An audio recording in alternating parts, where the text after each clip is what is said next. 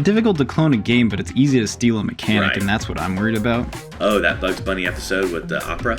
Like, been through that stage, I was like, oh my gosh, am I just like copying? They'll instantly turn away an application that site's playing a lot of video games. I'd say the closest thing to it is paintball mode in GoldenEye.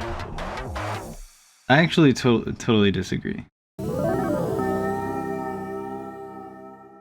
Have you ever been scrolling through Reddit and you just like saw a game and they're like trying to hype it up and they're like, have you seen my new zombie animation? A popular thing has been that I've seen is copying, like just straight up just remakes of games. That's like the most uninspired thing I've ever seen. Which, like, okay, you can make a really good, like, you can make a good remake. For instance, I think it's like the Crowbar Interactive or something like that. But they did a remake of Half-Life 2, and that was great. That was like a labor of love to Half-Life. But go on the Unreal Engine subreddit. There's no like substance. It's just like things that you've seen before. The whole genre is a game I played when I was a kid, but pretty and made by me. Yes. Quixel assets are like that. I can pick out Quixel assets now. Like, I've seen them so much. Oh, I know. Yeah, you're like, Yeah. that's a mega scan. That's a mega scan. Yeah. But like it's And great. that's fine. I think it's fantastic that like people are getting into the engine, and like the engine and like game development is becoming such a popular topic that like people want to try it out. But oh my gosh, what they don't know. Yeah, and it is more accessible than it used to be, and I think I feel that way because one of the popular videos on this channel is just me ranting about how hard it was to get into game development, and one of the main reasons for that, I think, was because there wasn't like a lot of people laying out the pathway and the mental model. I've done that now on this channel. So my son was just born when I started really seriously getting interested in it. So that was 8 years ago when I started really trying to get started. And I was already in IT, but like really starting in game development. And that's when I first downloaded the Unreal Engine and stuff. And there was like nothing, man. It was nothing. It was dry. But like nowadays, like you got like everybody, because part of what changed on that is now the way to get your game out there is to have content on the internet that people are following and like content about your game and stuff like that. And so now everybody's has to find content to do. So one thing they talk about is like, oh, let me tell you about how to make games. And so I think the result of that is like now there's tons of content on how to make games. There's more tutorials than ever. There's more mental models than ever. Like there's more like, hey, here's how to get started, or here's where to go to find assets. Yeah, but is there a tutorial on how to make good games? Is there a tutorial on the philosophy that you should have when making? I mean, that's kind of what I want this channel and this podcast and everything related to be about, is like that search, that journey for the game designer in a real way. You know, and everybody's journey is totally different. Like my journey is totally different from yours, but we ended up in the same place. Like exactly, like in the same exact place. So yeah, like I pursued, you know, education and like in game development, and I kind of like used that to like practice and, you know, hone my craft. But like you went a completely different route. I almost have a degree in philosophy. Yeah, right. So, and you know, our CEO is an architect. You know, yeah, so, right. It's there's so many different ways to get to the same place, and there's no right or wrong way to do it. Well, there's a wrong way to do it, but there's no right way to do it. No, there's a wrong way, and I think that the wrong way leads to the uninspired games. Did you know Nintendo, like they'll instantly turn away an application that site's playing a lot of video games? That's what I've heard, at least. Yeah, really? Like they won't, like if you're like, hey, I played a lot of video games, they're like not interested. Yeah, and it's because, you know, there's no value in that to the game designer. There's a little bit. You have to play it a little disagree. bit. But oh yeah, I actually totally disagree. I think that good game designers. Well, okay, good game designers will play games, but they'll ask questions while they're playing Yeah, games. okay, I'm with you. And they'll pay attention to the details.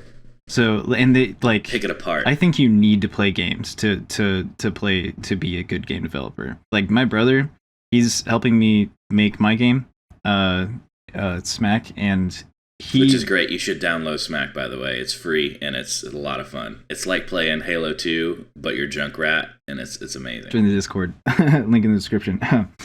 It's a third-person arena shooter where you can pick up props around the map and shoot them at each other. Plug successful. Anyway, there you go. That's it. That's all I'm going to do about that.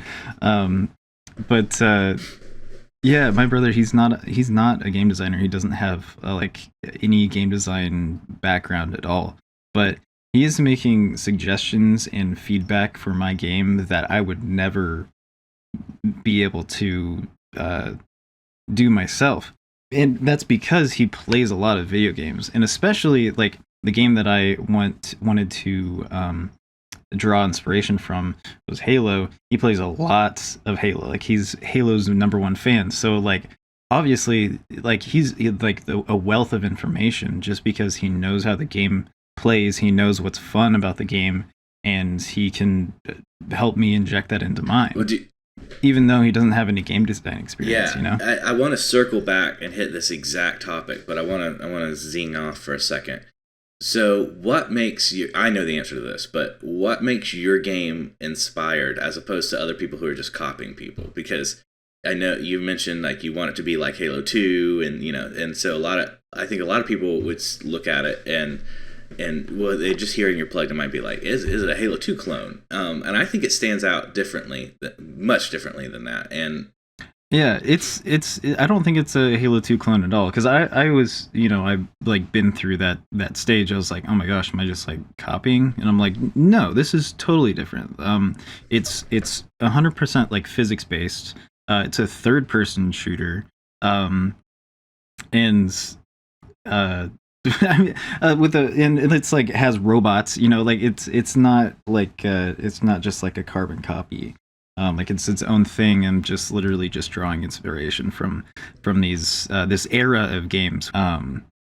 This the feeling that I want you to have when you're playing my game is like nostalgia for like the 2000 to 2007 era of multiplayer games. Yeah, and I think you got inspired, but yeah, there's a difference between that being inspired and that cloning. Like you weren't like, this game inspired me, so yeah.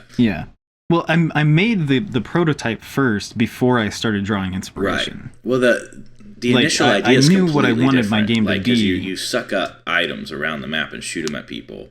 Like that base mechanic is a different mechanic. Like you're building a different game from the ground up.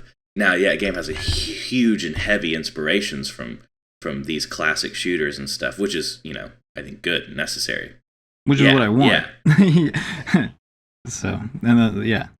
I thought it was a good example of highlighting like the difference between cloning versus like deciding like to come up with a game idea on your own. And every single decision that every single thing that I put into the game, like I've made that conscious decision.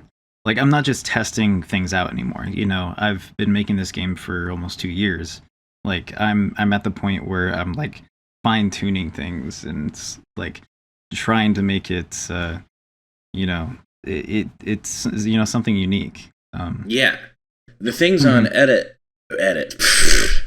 the things on Reddit are, if they are inspired like that, they're not marketing it well, because they're not like showing what's different and exciting about their game. They're showing what makes their game look exactly like everybody else's, and I think they're proud of that. Even they're like, look, my game looks like everybody else's. Like, and I know that's hard to do. Yeah, like I can do it too, but like where's that going? You know, that it stops there. You know, like you can't go anywhere with that. Like it's like, good job, you made, you know, a copy, but you can't do anything with it because it's not your original idea. And why does everybody think their first game needs to be a commercial success?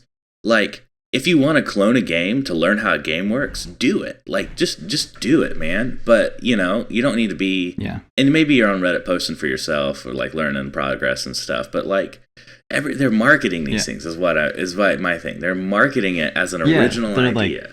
They're like our team has been working hard on this game for about a year, and they're like, and it's our first game. It's our first game, and then they post like do a postmortem, like why my game didn't work or wasn't successful. I see that all the time. Why my game wasn't successful? Postmortem, like, well, maybe because it's a topic of this. Maybe it wasn't any good. Maybe it wasn't inspired. Maybe it wasn't original. Maybe it was a copy. Like there's so many answers. Well, yeah. If people saw it and they weren't interested, like it's just like YouTube. Mm-hmm. Like when you got a crappy video, I'm king of this. I have lots of videos where I have one video that's got like only 500 views, and it's got like a bunch of comments and a bunch of likes, and some of my friends who have seen the video said it's some of the best content I've ever made. Doesn't matter, no one clicks on it. Like I keep changing my title and thumbnail, and it just doesn't, like, it just doesn't get clicks, right? And I think that's the same with video games. Like if no one gives it a chance, they don't click through it, they don't look at it, you've not got $1,000 marketing budget where they could go, Assassin's Creed, we're putting this commercial right in your face, you have to watch this for a second and see and get excited about it. Like, you don't have that kind of marketing. And they're marketing their first experience. They're like getting together and like, this will be our first game. And I don't know why that's such a big. Why is that such a big thing? Because like I don't know. I made I make throwaway games. Not really. So like I got a couple of things I'm working on that's going to market. But I mean intentionally too. Some of my big game ideas I've intentionally put behind. Like the axe throwing game is exciting and fun, but it's not like my dream to be a target shooter game, right? I feel like the idea is original and the VR space is open enough that this is a needed item and it's something I like and I'm enjoying. And so I'm working on it as like, it's a niche that I feel like can be exploited. It's not my passion project. Like I'm not just like, oh my gosh, I've wanted to make an axe throwing game since I was 3. Like I just feel like it's a good mix of like I'm interested enough and enjoy it enough and excited enough to exploit that niche. Like for my game, like I feel like it's gonna hit at a good time, because I feel like people are getting burnt out on AAA games because they're all the same. They're uninspired. They all copy the games that came before it. Yeah, because they're the commercial success, and the CEOs don't want to take any risk. They're like, just do what sold before. Sell Skyrim. Sell it again. Have you noticed that literally every shooter now has mechanics that you just expect, which I mean sprinting, mantling. They all play like COD. Yeah, and I was doing some research. Call of Duty wasn't really the first one to put sprint in their game, but I do think that was the first to revolutionize it with the sprint cooldown. Because before that, you didn't have a cooldown you didn't have to keep track of your sprint. It was just another movement mechanic. Say like Super Mario Bros. Like you could sprint forever, you just ran faster. Right.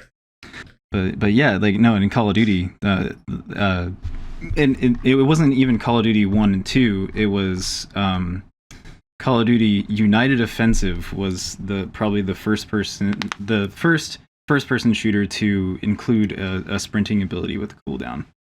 That's a big change in mechanics, and that's something that keeps it fresh. Like you can do sequels and stuff, but like really deciding like, are you going to change the game or make something new? Like Nintendo won't make another F-Zero game. Because they're like, we've made racing games. We have Mario Kart. Like, it's just like, we don't have any ideas to make F-Zero new and exciting. And if other companies had that idea, like, what if like, they didn't make another COD because they didn't have an idea to make it new and exciting? They weren't looking at a new sprint mechanic going like, oh my gosh, this will really change the pacing and really change the flow, and it'll break from the Halo style for the first time in years. And well, it did, and it changed games, like AAA games, forever. like Yeah. adding that sprint in there, and like it changed games. Which is so funny because it's just like a variable toggle, like yeah, which I think I think it's for the worst, because like okay,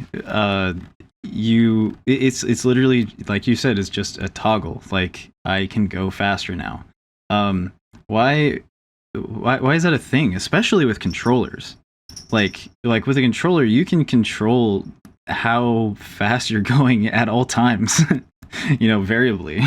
right. So why not have stick all the way up is the max sprinting? Yeah. Also, in Call of Duty, when you're sprinting, especially specifically Modern Warfare, I'm thinking of, but and I think it's in all Call of Duties. But anyway, when you're sprinting, you can't do anything. That you're just moving. That is the only thing that you're allowed to do, is just move fast. You can't shoot. You can't do anything else. In Halo, where there's no sprint, you can shoot, you can strafe to the side and actually dodge, and it's actually like a dance when you're engaging with another person, like online. Yeah. Instead of just, I saw you first, I kill you. It's like peekaboo. Yeah, and so that's probably my primary criticism of the COD games is it's peekaboo. Like, you play this time map to kill all the time. way too you short. know where to find everybody. Yeah, it's just I'm dead. Yeah. Yeah. Recoil is another mechanic that doesn't belong in games. Oh yeah. Yeah. Well, I will say it's really nice in your game when I'm shooting. Like, you were like, nice shot a couple of times. It's just because like I could zero in. Because you had the ability to shoot me. Like, it was actually based on your ability, not some random generated chance. numbers of how fast Bloom. my gun's gonna come back down. Bloom is another one. Recoil and Bloom. Bloom is you know what Bloom is? Well, like, you're lighting Bloom? No. Oh, okay, so whenever you're shooting a gun, you get less accurate the faster you pull your trigger, so you have to pace your shots. That is the stupidest mechanic I've ever heard of in a video game. Oh, yeah, like in Soldier 76, when you hold it down, it just like it spreads. Okay, it's blooming the cone. Yeah. Well, I mean, like Soldier 76, yeah, that's okay. It's Overwatch, so that's like he's like fine tuned. That's like a fine tuned mechanic for him. That's probably the best example. Like, of it done right. Yeah. Yes. But for like Halo, if you hold down your trigger, and you get less accurate the longer you hold down your trigger. Or even with semi-automatic weapons, you have to still pace your shots, even though it's a semi-automatic weapon. Like, that should be a controllable thing. Right. But do you think it's like a noob gate to like make sure that noobs can still? Yes. Yeah, 100%. It's like people were getting too good at the game, so the like new players were not able to have fun because people were just getting good. Instead of balancing their matchmaking, they added Bloom to the game. And made your shots less accurate. So now you have to either run up to people and to shoot them accurately, or not move at all to shoot accurately. Like, because if you move, the Bloom, you get less accurate as well. So I have the same exact it encourages you to not shoot, and it encourages you to not move, which is the opposite thing that you want to do in a video game. Yeah. Encourage all the time we're talking about how we have to be encouraging our players to play the play style we want, and then you're like literally trying to be like, so do what's less fun, like shoot less, move less. Yeah. Like, wait, what? Yeah. And so I have the exact same gripe, near a similar gripe about Super Smash Brothers. Nintendo is guilty of this too. They're a little better about choosing what games they make, but there are some games that are just their money makers. And Super Smash Brothers, man, they try to do new things and different things and more characters, and so I get that, and they're doing good with that part, but like the game was perfected at Melee. And I don't think that's controversial to say at all. No, because you still see tournaments at Melee, yeah. Mm-hmm. Yeah, and like, because I remember as a kid playing Super Smash Brothers as the first one on N64. Some people are N64 purists, and it's a lot of fun. It's really cool, but like it was like the prototype game. There was a natural progression where suddenly when Melee came out, Melee felt like the game. It felt like the natural next step. And then, and it maybe I'm an old fart or whatever, but I think there's a reason why these people stick with Melee. It was just like Isn't that one of the reasons because they added tripping? Like you could just randomly trip. Yeah, that is one of the reasons, because you can't. It's hard to have a competition game when there's more RNG. They purposely. What was the next one? Brawl. Yeah, Brawl. They like purposely made it anti-tournament. Yes. For some reason. The Super Smash, you can disable the Smash Balls, but the Smash Balls, to me, they changed the pacing of the game. Suddenly it becomes, and depending on the character you play too, some characters like Peach is a great character, but her Smash is horrible, and they have to do that to balance it, because she can heal and all sorts of stuff. But you get to Smash, and hers is just like a waste of time. But someone else's is like a guaranteed 4-person kill. And you're like, you have to stop everything you're doing and chase this stupid ball around the map, hoping that it'll break when you hit it. And then it broke the game. It's not any fun. Isn't it crazy that just one thing can change the entire game? Yeah, because now the game's about like staying on the map until the blue ball starts bouncing around, and then you go chase it. Like that's a completely different game. It's not anything new. It's uninspired. It's straight up just a watered down, more noob friendly version, and that's what they did too. That's what the Smash Ball's about. That's what the sprint mechanic, the bloom, all this stuff. It's like this noob friendly stuff, which is like I'm not saying that games shouldn't like try to make beginner mechanics. Yeah. But like Splatoon, here we go. Splatoon has a fantastic implementation of this. The Splatter Shot Junior is a gun that will, we got third-person shooter, same kind of thing. Mm-hmm. It's about map coverage, right? The Splatter Shot Junior has a high fire rate, so if you get in close combat with somebody, you have a decent chance of winning. Like if you turn a corner, you see somebody and you shoot, you might win. Yeah, it's just like the default gun. Yeah, and it's like got a decent the pistol in Halo. Yeah. Exactly. It covers a lot of stuff for you. It covers the ground. Speaking of coverage, it shoots 3 bursts, and so it kind of naturally covers. So like more experienced players know how to like twist their controller as they run, so they can. I love Splatoon, by the way. I'm like too good at it. Like 2000. If I don't get 2000 on a map, I'm like, dang it. No man. And so you learn this mechanic where you can just like roll the controller as you go and like spread with any kind of gun and get a high amount of coverage and points for your team.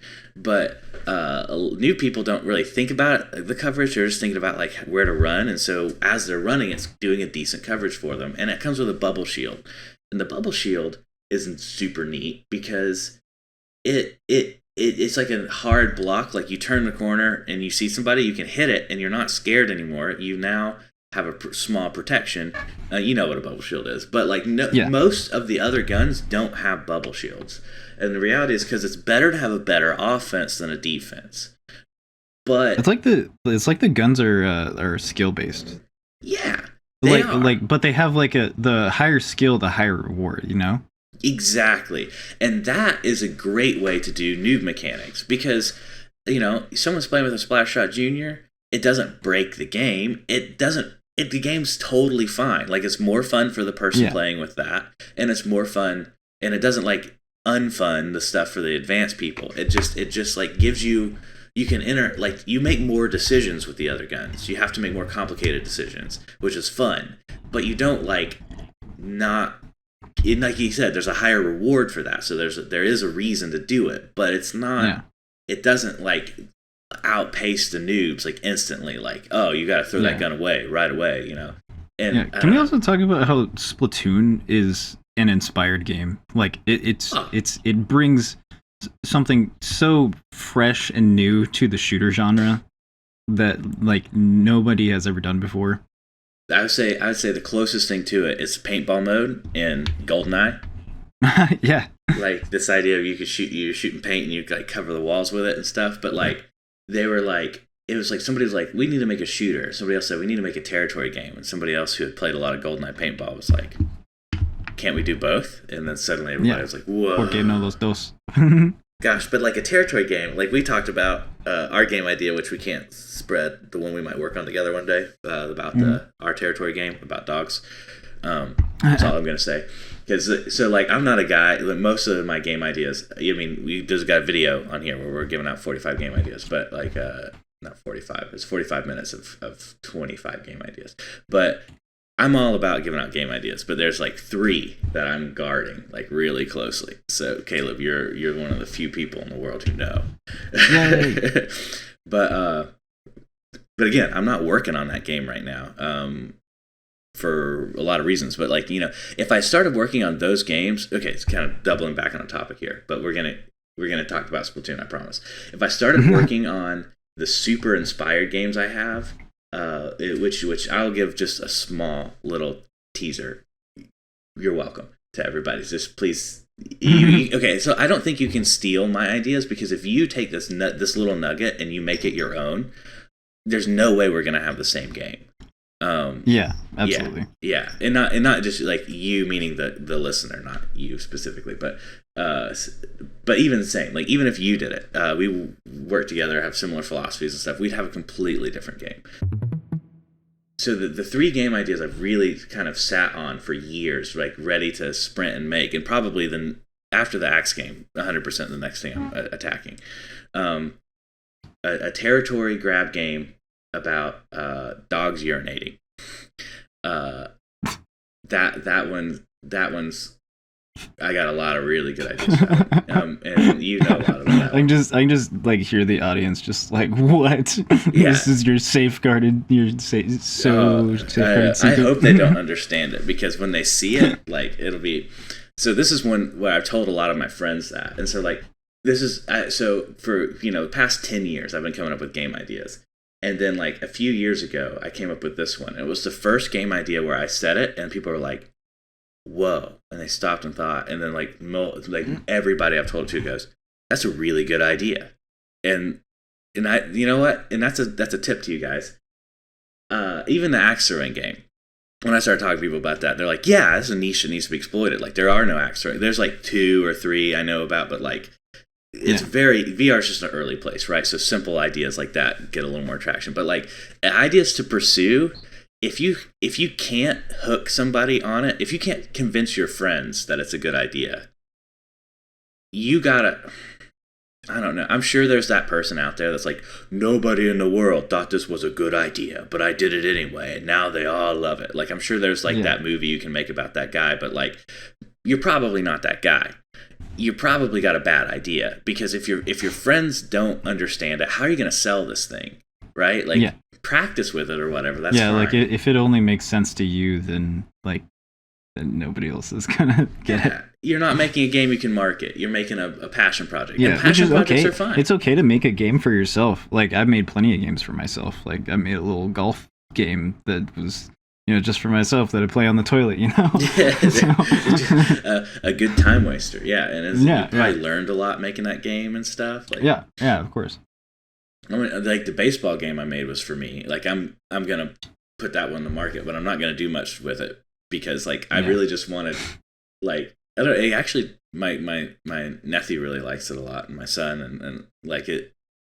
My idea behind that was like, I don't want to do this gamified baseball things where it's just like, I just want like to actually feel like I'm swinging like on a simulator. Ball. Yeah, like it's a simulator. So I just made I spent less than 3 days on it, and it works great. Like I've done a couple like small little updates when I've updated the master project or whatever, but like the majority of it, like it was done in that 3 days, and it's just a simple idea, and I did that for me, and that's totally fine. But yeah, people, they're like marketing their passion project, their first idea, and no one understands it, but they're this genius, and the whole world's gonna understand their genius when they get this really game that's so unique. Their own friends who have a similar life experience can't grasp why it's entertaining. Like you just wake up, buddy. I'm sorry, this is to you. You make a game that when you explain the idea to somebody, they get excited. Yes. My two other ideas to help. If you want to market your game. yeah, right. If you want to sell this thing, if you don't want to sell it, whatever. If you want other people to like play it and enjoy it, like you definitely have to think of them. But like if you want yourself to enjoy it, then just think of you, and maybe other people enjoy it. You know? Yeah. And here's an idea that I get people excited about pretty quickly. So I feel like we got to kind of throw out a couple of nuggets of like from our pockets, the kind of good faith measure here. But I have an idea for a Majora's Mask time travel mechanic idea for VR. And I know that there's a game that's all about like time travel and stuff for VR that came out, and I want to play it soon. It's very different. Like I was really scared when I first saw it, but like they take a very different approach. Yeah, I remember you sending me that. You're like, I was like, oh no, I waited too late. But no, like I started really looking into it, and I was like, oh good, it's a different game. I did the same thing with Smack, actually. That's actually what motivated me to like finish it and like get it done. I saw a post on Twitter of a Halo mod that you can just shoot any prop out of your gun at the velocity of a bullet, and I was like, oh shit, people are gonna like catch on to this mechanic and like start putting it in their games, and then I'm not gonna be the first one. So so I like really started to like get down and dirty with it, and now it's on Steam. It's a play test. It's still kind of early. I still expect to be working on it for like another year until it's done, but it's there. That we have this idea behind us where we're like, we don't want to make the same game as somebody else. Like this fear that like if somebody came out with the same game as me, which again is super hard because it's easy to clone somebody else's game, but if you got an original idea and they've got an original idea, even if the base mechanics are similar. No, it's difficult to clone a game, but it's easy to steal a mechanic, and that's what I'm worried about. And like I usually like not even worried about this stuff at all, but like I actually do think that like the prop shooting mechanic could be a thing like in other games, like that could be a thing that catches on. But I want to be the first one and actually like deliver it. And so I say you're on the map now with a functional playtest and stuff. I think you're if this catches on, you can claim your footnote in the history books. Like you have the fun of Luigi's Mansion where you're sucking everything up, but then imagine you then turn it into like a gun where if you have a machine gun, suddenly you're shooting out these massive objects at a high rate, or a sniper rifle, and suddenly you just snipe somebody with a bus. It's amazing. It's not a bus, but you know what I mean. Yeah. Yeah, forklift. Yeah, no. It just feels good, and it gives a lot of excitement and randomness to the game. But you can decide what to shoot, and you can decide what to suck up. But like you also like that creates a lot of difficulty too, and a lot of interesting decisions and what gun you choose. Like it's just a fun mashup of things, and it's different. No one's done that before, like that I've seen, and I want to talk about a failure of this. So like on the other way, so like for the scariest game I've ever played, man, it was called The Showdown Effect. It's a good game, and that's why it's so scary. I don't know what went down, if they never marketed it or whatever, or I don't know why it failed. But a lot of times people have this idea, this Field of Dreams idea, to counter. This is the counterweight to what we're saying, because I think the majority of what we're saying is you come up with something good and original, it's going to sell, and I think that's true to an extent, but the counterpoint, Field of Dreams, like you build it, they will come. I saw The Showdown Effect, like it was empty, man. No one's playing this thing, like 6 concurrent players. Like when my friends and I will play it at like a LAN party, there's always that one guy, probably the dev, who's like, I want to play with these people, and like we lock them out, like we put a password on our thing, and then, but like you know, we're the player base for this game. It's a great game. It is a 2D like Smash style shooter, but you like have a gun, and like the shooting mechanic feels really good. And you can pull out a sword and like quickly chop people up, but it's super dangerous to get very close. And you can grab any prop and throw it at people. Cool. Which means like if you grab knives, you're throwing knives. If you grab like a maraca, you throw a maraca. Oh, so there's like a A little sandbox bit, yeah. You mechanic just to it. you run around. You Like can it's kind of bust up parts of the map and stuff, and it's so fun because it's all based off like an cool. action Yeah. game, like it's like Kill Bill kind of thing, where it's like the entire thing is just the action movie, like that's over the top, and then the last 30 seconds, like giant monsters start appearing in the background, and everything catches on fire, and like the music gets super intense. But that's why it's called the showdown effect. It's like the idea is like the last showdown of a movie or something, and it just like you can hide and bandage yourself, but like the maps are pretty small, so it's kind of a risky thing to do, and like it's just the whole thing's just a fun tight brawler mechanic that it's the same amount of fun as playing Super Smash Brothers, but it feels completely different. And it was I fell in love with the game very quickly. And yeah, it's absolute failure. like it's polished, it looks good. It's like it just didn't. I don't know. It could still catch on. Like I don't know if the devs came back and did a big marketing push. I bet it would still have room and a niche to grow. But I think maybe part of their weakness was that it's hard to immediately look at the game and go, "Oh, that's different." When you play it very quickly, you're like, "Oh, this is different." But that might be the pitfall. I'm not sure, but there is a chance you could build a beautiful game, a perfect game. That game's not perfect, but I will say that like it is exciting. Like it is a very good game. I'd give it a 9 out of 10 for multiplayer experience. And yeah, it's possible to have a very inspired game that doesn't make it, but I don't think it's possible to have a non-inspired game that makes it. Oh yeah, of course.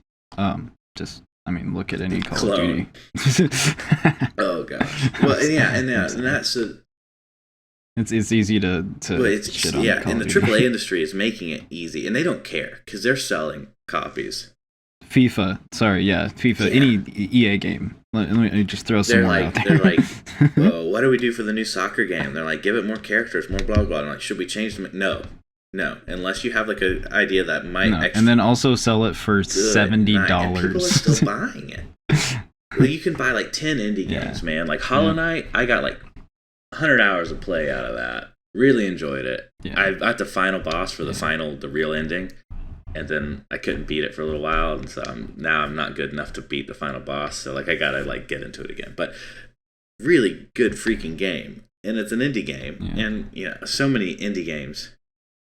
Maybe we're just like hipsters, and we're just like, oh, you're not playing good games. I think that is it to an extent, that we are a little bit game hipsters. Yeah. Like who are we to say that they can't play the same thing multiple years in a row? It's your life, guys.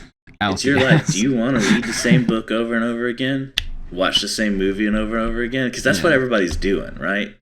Hey man, I've read Harry Potter multiple times. Okay, and there's a value to that. But I mean, But I've also played the same game multiple times. It's I don't buy the game again to play it again. Yeah, right. Like I still pull out Man 64 and play through Ocarina of Time sometimes. But I do that. I paid for it once back in 1995. Yeah, right. I'm not saying life has to be a completely thing of new experiences either, but gosh, it's just like what a waste of life. I think one of the reasons game devs don't make inspired games, this is where we disagreed right at the beginning. I was like, I don't think you should play like too many video games, and you were like, I think playing video games a lot. I think we agree on this, but I think we need I think our center might be different, but the heart of it is like you can't just play video games. Yes. Like I know some people where it's like their whole experience with video games. If you want to like work in the industry or like get like into the industry, you can't just play video games. Oh, yeah. You definitely like have to have worked with programmers and like team members and like actually like directed a team and stuff like that. If you can't just be like the idea guy. Yeah, you gotta have real skill, real talent. I'll tell you. So I just being a person that doesn't just play video games is how you get these kinds of talents, how you get these kinds of ideas, how you get these kinds of as an example, in a creative industry, Chuck Jones is the director of the more popular Looney Tunes. There were several Looney Tunes directors, but Chuck Jones directed the ones the ones everybody's like, oh, that Bugs Bunny episode with the opera, like that's Chuck Jones, like the ones that are super famous. And he's like, you know what you do? He's like, you don't just write ideas for Looney Tunes. Like, he's like, you don't just get better at that because of that. You have to do different things. He was like, I started getting in the opera, and that made me have really good ideas about Looney Tunes. He's like, I started getting into vaudeville, and that got me in really good ideas in Looney Tunes. Or he's like, talk about reading and watching and like having a varied media. And I think it's an input versus output thing. Like, if you're only inputting Dark Souls, you're only going to be able to output Dark Souls. Like, your body and your brain will be able to change it somewhat, but you won't really have the vocabulary, the creative vocabulary, to do anything different. And I just read a book about the U.S. Navy's first war in Tripoli. And now this book is really good, by the way. It's written like a thriller. It's fantastic. It's not just like an 18 blah blah blah blah blah blah blah, like listing out facts. Like it's you really get into the emotional head of some of these historical people. It's a type of genre where it's like almost fiction, because it's they don't actually write the fiction to be like, it's not written as fiction. It's not fiction. 100% true. Everything they say is backed up by letters and newspaper articles and stuff like. But there's a little bit of conjecture here and there that lets them kind of tell it like a story. That so-and-so was upset because their brother died. And it's like, they probably were, right? Because, your brother got shot in the head in the fight, and now you're really upset, and you go chase down the other ship. You can assume that the guy chasing down the other ship and jumping on and hand-to-hand fighting the captain that shot his brother in the head, which was a real thing that really happened, you can make some safe assumptions about some of the emotional state going on, right? So like that's the kind of genre it is. Like, it's told like a story where you kind of get into these people's heads, but they're never saying anything that's not like 98% safe to say that's a historical fact. But anyway, so all that to say, I read this book. I have freaking amazing ideas about like a VR naval fight game.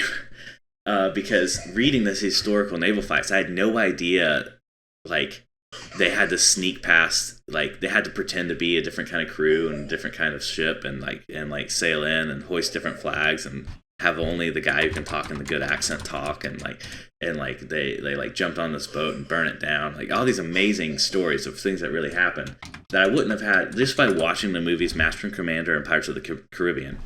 I wouldn't have had the creative vocabulary to really do something new and different with a naval game. Not that I'm going to, but if I had ideas for a naval game, like now I've got some real ideas, because I've read about some real historical battles and tactics and like hard lessons the U.S. Navy learned and stuff in these fights with pirates in Tripoli. But yeah, if I hadn't read a book, if I hadn't like put games down and screens down for a week and just read a book, I wouldn't have that. Wow. Read a book, everybody.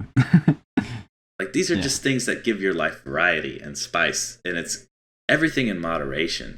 It's just so many people. I know so many people who live in this hole. This is my soapbox. I'm on it. They live in this hole where they're like, their life is eating, breathing, sleeping, energy drinks, and video games. And it's just like, gosh, doesn't that feel dull? Like, I think that's a sign of depression. That's called addiction. That's exactly what it is. And I'm sorry if you're one of those people. We're letting you know, like video games are fantastic. I think they're good, and I think they're good for you. But just like water, if you drink too much water, you die. If you eat too much bacon, you die. But if you don't eat bacon, you don't have any like delicious breakfast, right? Like, like it's. I love bacon. Yeah. Mr. Dad Man telling people to eat their veggies and not play video games so much. Yeah, totally the opposite. I say you should eat bacon in the morning and play some video games, but I also think you should put the video games down after a little while and eat a vegetable with lunch. Side note: have you booted up that Lyra starter game from the Unreal Engine Not yet. samples? Um, it has literally all of the sins that we talked about. It has it doesn't have sprint, but it does have this like weird dash ability that doesn't really work very well. Because it like translates you and doesn't actually use the actual location. Anyway, weird. But it has bloom. It has recoil.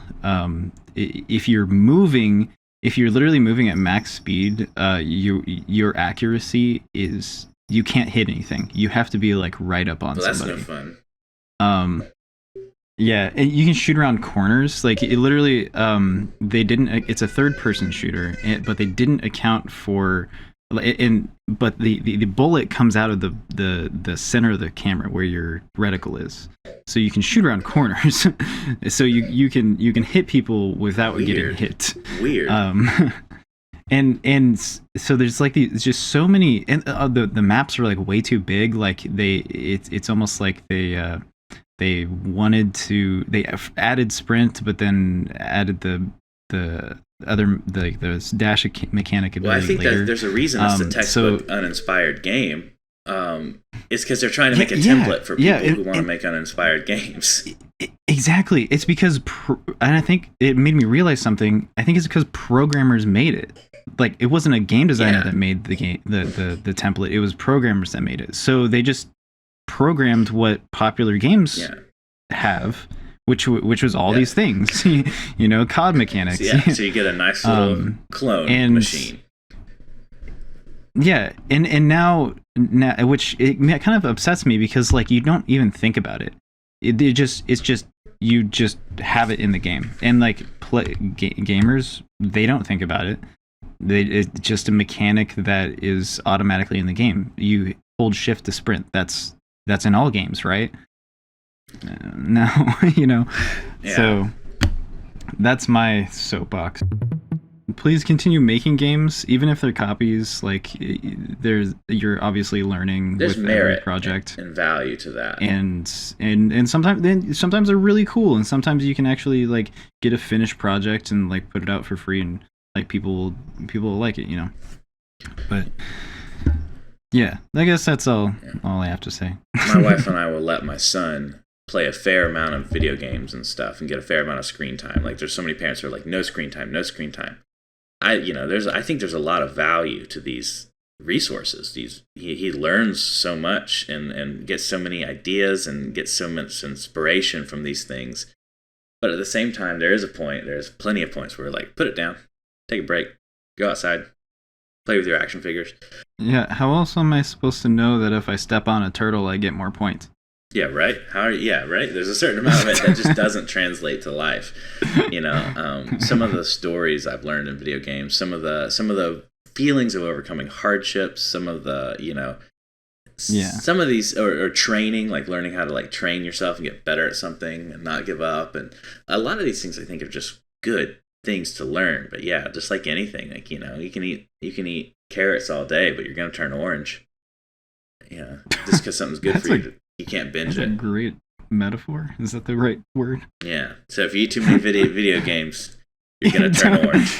Don't eat too many video games. Yeah. Rule of thumb. All right.